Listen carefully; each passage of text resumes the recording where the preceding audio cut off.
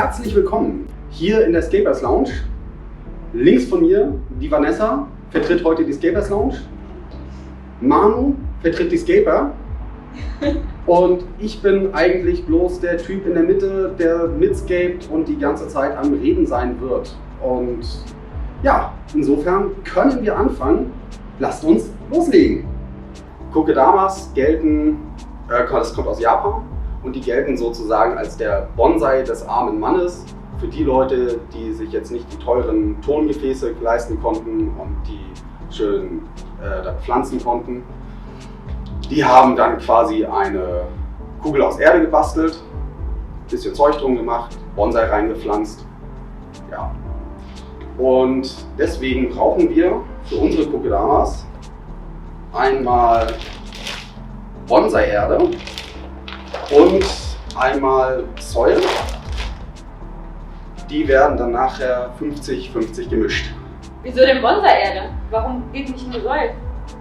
Weil Soil an sich hat zwar Nährstoffe und hat den Ton da drin, der immer benutzt wird. Bonsai-Erde ist aber wesentlich feuchtigkeitshaltender. Das heißt, wenn man beides mischt, im Normalfall, wenn man jetzt zum Beispiel in der in der Blumenszene unterwegs ist, die nehmen dann ganz teure, spezielle Tonerde aus Japan und nur mit der geht das. Wir haben die Billigvariante wie Soil. Das geht genauso gut. Und damit das Soil an sich, was ja nicht so viel Feuchtigkeit hält, weil es dafür gedacht ist, dass es unter Wasser ist, damit das noch zusätzlich Feuchtigkeit speichern kann, mischen wir das mit der Bonsai-Erde und dann klebt das auch mit beiden schön zusammen und haben wir dann eine schöne Kugel nachher. Und wir müssen nicht tricksen, wie das die Leute bei den Pflanzen machen. Die nehmen dann immer noch sozusagen Darmstrümpfe oder ähnliches und wickeln es da ein, damit das nicht auseinanderfällt. Das können wir besser. Okay. Genau. Was brauchen wir denn noch? Wenn wir unsere Kugel dann fertig haben, die sind dann ungefähr ja so groß, also etwas, ja, ungefähr doppelte Durchmesser wie so ein Standard-Wabikusa, dann werden die Kugeln mit Moos umlegt, genauso wie beim normalen Wabikusa, und mit Garn oder Bändern. Was hast du denn da? Da haben wir hier einmal Jute-Schnur. Jute ist gut haltbar, ist natürliche Faser. Als Alternative gibt es auch ähnlich aussehendes Kunstmaterial. Okay. Das kann man dafür auch wunderbar benutzen. Hält ein bisschen länger, aber im Normalfall so die standardmäßige Lebensdauer hält Jute auch vollkommen ausreichend. Im Zweifelsfall, wenn man merkt, dass ein bisschen lose wird, bindet man nochmal nach. Aber das sollte sich nach einem halben Jahr gegeben haben, wenn die Moose festgewachsen sind und die ganzen Pflanzen das durchwurzelt haben. Und wir natürlich dann auch wieder zum letzten Punkt kommen. Unsere wunderbaren Pflanzen. Ja, welche sind denn da geeignet? Ich meine, ich war ja gestern einkaufen. Und hast eine schöne Auswahl mitgebracht. Du hast gesagt, wir können eine ganze Gärtnerei voll machen, Bauen. vollbauen damit. Ja. Erzähl mal, welche sind denn dafür geeignet und welche nicht? Grundsätzlich ist dafür fast jede Pflanze geeignet, die du außerhalb des Wassers halten kannst. Man sollte darauf achten, dass man, wenn man das bepflanzt, wenn man die Kokedama bepflanzt, dass man dann nicht irgendwie Pflanzen zusammenpflanzt, die viel Wasser brauchen und welche, die wenig Wasser brauchen. Ist ja klar, die müssen nachher in einem Pott überleben. Ja. Und eine Sorte wird dann leider eingehen sonst. Aber ansonsten kann man wirklich von Alternateras, wie wir sie aus der Aquaristik kennen, Ludwigias, alles was man einpflanzen kann. Epiphyten, also sowas wie Anubias oder Bucephalandren sind dafür schlecht geeignet. Bei Orchideen ist das immer so eine Sache, die aufgebunden werden müssen, sind schwieriger. Und ja, aber ansonsten, wenn man es einfach haben will, in der Terroristik gibt es viele Farne und Pflanzen auch in den Terroristik-Shops, die nicht so viel benötigen. Ich bin natürlich immer ein Freund davon, dafür Sachen zu nehmen, die genügsam sind, weil man muss diese ja auch pflegen. Und wenn man Sachen hat, die viel Feuchtigkeit brauchen und verbrauchen, kommt man dazu, dass man das Ding im Zweifelsfall täglich pflegen muss. Wenn man darauf achtet, dass man Pflanzen nimmt, die genügsamer sind, was die Feuchtigkeit angeht, oder die man nur ab und an mal einsprühen muss, wie Tillandien oder so, dann hat man wesentlich geringeren Pflegeaufwand und es sieht immer so schön aus.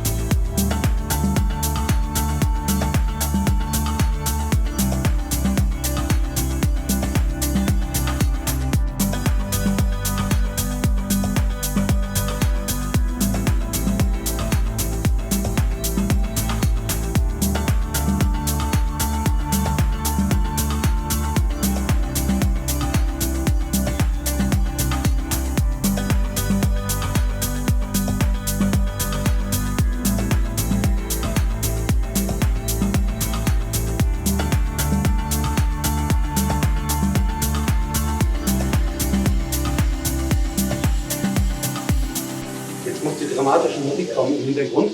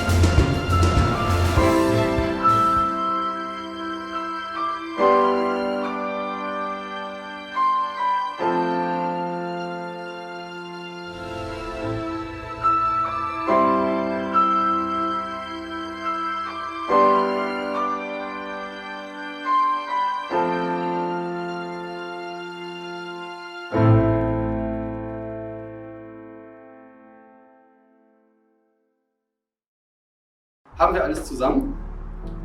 Wir haben auf jeden Fall 3 unterschiedliche Kokedamas jetzt für euch. Und vielen Dank an Vanessa von der Escapers Lounge, die uns das Ganze ermöglicht hat. Gerne.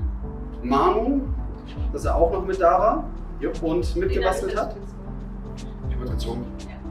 Das ist seine Strafarbeit dafür, dass er Becken einrichten darf. Genau. Ja. Und meine Person, die das alles nur aus Spaß und Freude macht. Vielen Dank. Tschüss. Und ciao. Ciao. Sehen wir alle gut aus? Nein, aber wir nehmen nur so.